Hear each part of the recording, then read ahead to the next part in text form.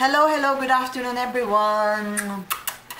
Hello, happy Tuesday po sa inyong lahat. And the time today is 3:22 p.m. na po. Okay? It's August 9, 2016. Okay, mga kapatid? And before I do my my haul, I will do a shout out first kasi may nagpapa-shoutout sa akin sa mga kapatid natin dito sa YouTube na nanonood na aking vlog. And her name is Cat Smith's Eyes. Hello, hello, sisterettes. And hello to your baby James. Okay? Hello, hello, baby James. Hello from Ate Jojo. Anyway, okay, let's start na. Kasi ayoko nga humaba to. Pero dapat kasi gagawin ko tong haul na to last week, okay? And another thing, I'm not bragging, okay? Binili ko tong mga to dahil mga good deals to, okay? And I needed them. Some of them. Charot. Anyway. Okay, let's start with this bag. This is from Vera Bradley. Alam niyo, hindi ako mahilig sa mga flower thingies. Alam niyo yan, hindi ako mahilig sa mga flowers. Okay, this is from Vera Bradley. Pero, binili ko to dahil good deal siya at saka marami siyang packet sa loob. At saka kailangan ko ng hand carry nung nandun ako sa Florida dahil bumili ang aking anak na kung ano ka-turbanes nila.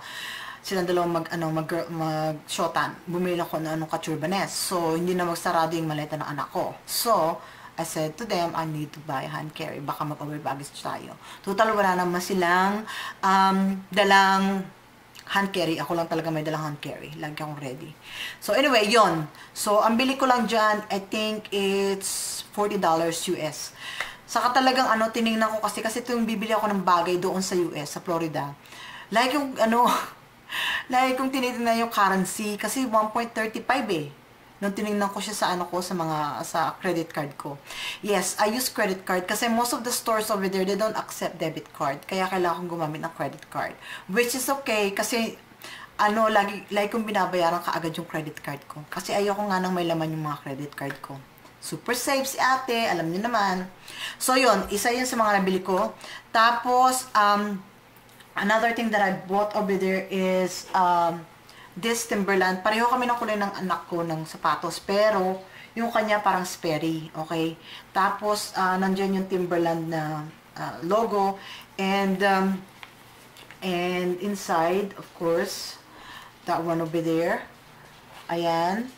Canvas yung yung outer shell niya. Tapos yung bottom, yung back dito, it's suede. Ayan.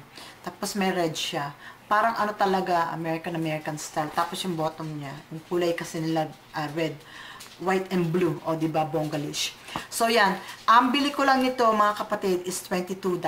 Okay? $22 lang siya. Bongga, diba? O, diba? Sabi ko sa inyo, good deal. Magaling si ate pagdating sa mga good deal. Ito is, I bought this from Target. It's e.l.f. Tag dito, eyelash and brow brush. Binili ko to kasi alam niyo naman, naglalagay ako ng mga oil sa aking eyelashes saka sa eyebrow ko. So, yan siya. $1 lang siya sa Target, okay? Yan. Tapos, itong dalawang to, nag-sale siya sa Walmart. Eh, hindi naman ako nagdala ng mga face wash. Kasi sabi ko, doon na lang ako bibili sa US. Eh, tapos nag-sale to. So, sabi ko, ay, bilalo ako. Ayan siya. So, nagbilalo ako. Okay. Tapos, tagalin natin itong mga iba kong napamili dito sa Canada. Tapos, ito is from Vera Bradley. Okay? Another Vera Bradley. Ito naman, I bought this, the price is over here. Nakikita nyo, ayan siya. Tapos yung presyo andito. O, ayan. $68 siya. Pero, again, another 70% off to. So, simple lang siya. May packet siyang isa, dalawa dito sa loob. Tapos, merong zipper packet. Tapos, merong packet dito sa labas. Ayan siya. Tapos, yung name na Vera Bradley. Laser cut, flower, crossbody. Ayan. Tapos, yung shoulder thingy niya is adjustable. Ayan siya. Hindi ko pa siya nagagamit kasi nga sabi ko sa inyo, gusto ko talagang mag-haul last week. Kaya lang, I was not in a mood and then may headache ako kaya hindi ako nakapag haul. Tapos, last but not the least is this one, okay? This one, I did not expect this. Okay, mga kapatid, I did not expect this at all. Kasi nga, this is a very pricey thing. And, hindi, hindi talaga, may istorya to. Hindi ako ungrateful or anything. Pero, naggalit ako, nagtampo ako sa asawa ko. Kasi nga, ayoko siyang bilhin. Nagpunta ako sa store ng Erin Pearl. Kasi nga, meron sila mga pearls. I just wanna look at their pearls, okay? Di ko alam na meron pala silang mga ibang binibenta like bags,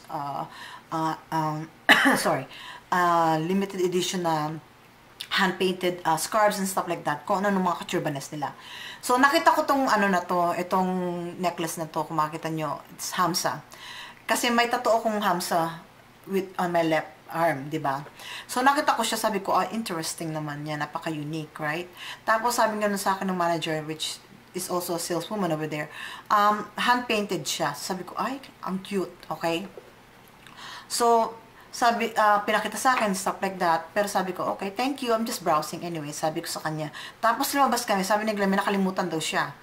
Sabi ko, ano nakalimutan mo? Yung ano, mapa, yung directory, yung map ng ano nung Disney Quest. Kasi doon niya to ibinili sa Disney Quest. So, sabi ko, okay, kasi nga ano, gusto ko na lumabas, gusto ko na mag-explore kasi nakita ko yung mga iba-ibang mga stores. So sabi ko, sige, mauna na ako. So, laman niya itong ano na to, velvety thingy, nandito yung sa loob. Tapos, ayan, tapos yung card. Tapos yun nga, sabi ko, nung bumili niya to, sabi ko, bakit mo yan binili? Ang mahal niyan. Alam mo naman yung bakasyon tayo. Kasi nga, like I said, inaano ko yung currency, 1.35, tapos yung presyo. Sabi ko, Pero, nung ano, at the end, gusto ko man ibalik, actually, binalik ko siya, okay? Pero hindi nila tinatanggap. Yun ang totoo doon. Sabi nila, we don't do refund. Sabi nga ng manager. Oh, great. Sabi ko gano'n. Thank you. Sabi ko sa kanya. You should tell that to my husband before he bought it. Dapat gano'n, di ba? Kasi, nung isang araw mo palang binili, hindi na pwedeng i-refund. So, anyway, I know I'm sound being ungrateful or anything like that. Pero dahil nga, save ako. Kasi nga, magka-college si anak. Ang anakis ko, magka-college. Mag-move out siya. So, kailangan namin ng funds na yun. Kailangan namin ng pera na meron kaming maidudukot sa bulsa namin. Kasi nga, like I said before, guys, kung hindi kailangan, wag bilhin, lalo na kapag mahal, di ba? Magtipid. O kaya, kung gusto mong bumili ng isang bagay, kailangan pag-ipunan mo. And that's what I do. If I buy something, katulad ng, alam ko, magbabakasyon kami ng Florida, nag-ipon talaga ako ng pera.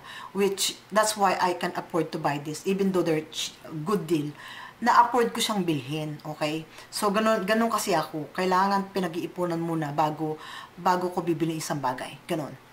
And like I said, this is good deals.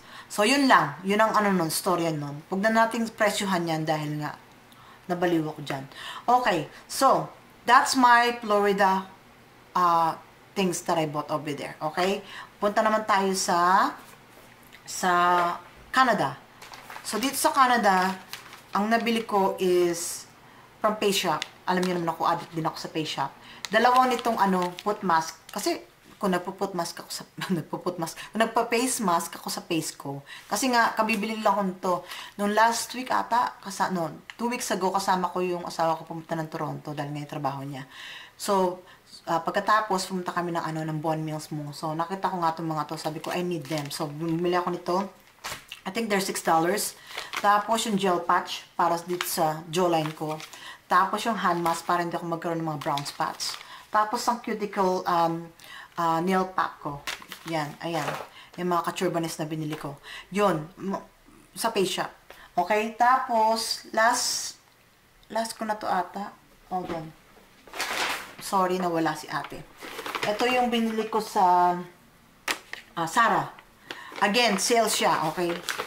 Kasi naghahanap ako ng itim na pants. So, jeans. So, ayan siya.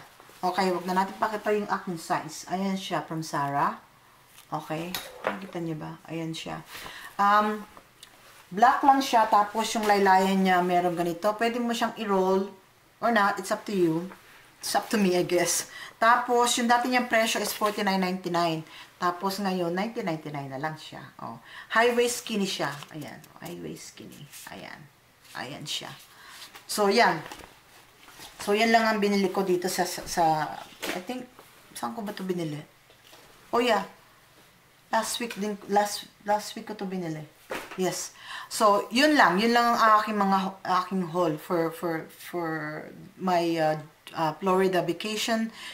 Yung mga nabili ko doon na good deals yun, mga kapatid.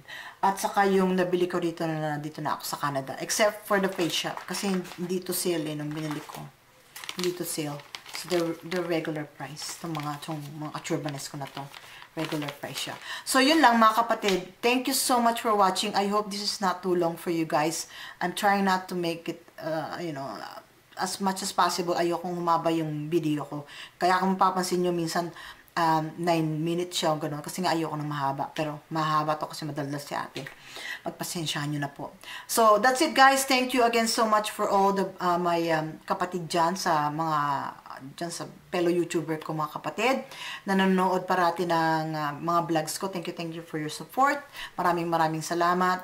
At that's it guys. Have a wonderful day.